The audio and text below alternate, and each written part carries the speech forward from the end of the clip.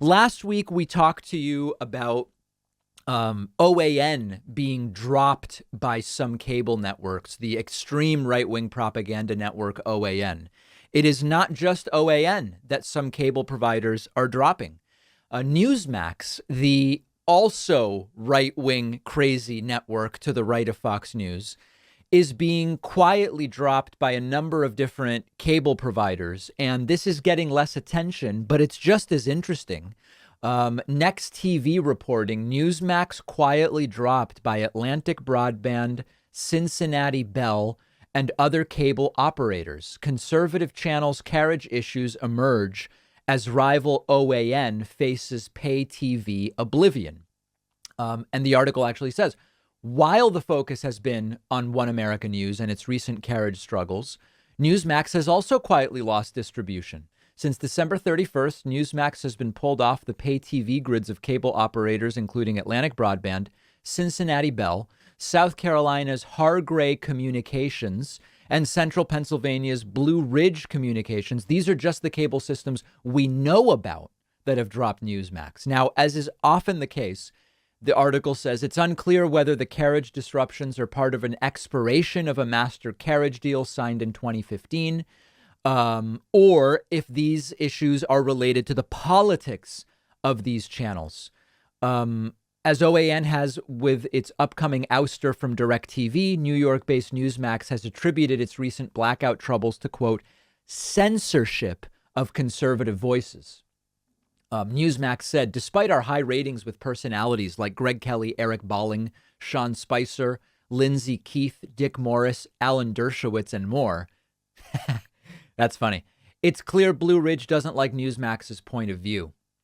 The cable operators framed the issue in standard carriage war terms. It is just business. You know, this is actually funny. I've mentioned this before. I actually am in touch with someone at sort of in a position of I guess to the extent that you can have power at Newsmax, sort of a powerful position at Newsmax. And this person is very reasonable politically. And I know that it's for sure to say it's just a job kind of diminishes the corrosive and destructive nature of these channels. But not everybody it's a product at the end of the day. It's a destructive product. It's sort of like saying, well, opioids are just a product. It's amoral. Well, no, opioids have destroyed the lives of a lot of people, and they've been incredibly effective for people in serious pain as well. And that doesn't, okay. So I'm not, either way, it has an effect. But Newsmax to me is more interesting than OAN, not because it's less crazy, although the content is marginally less crazy, but because from what I know, the OAN people really seem to be true believers in the insanity in a way that at least some of the people at Newsmax are not. Now, it doesn't seem to be particularly helping them with cable networks. And as a reminder, it is not censorship not to be on a cable network. I would love for my show to be on every cable network. It's not. I'm not being censored. There's just a lot of shows, and not every cable network is going to take my show. If Harvard doesn't want me to speak there, I'm not being censored. I just don't have a right to speak at Harvard. And people may or may not want to hear from me at Harvard.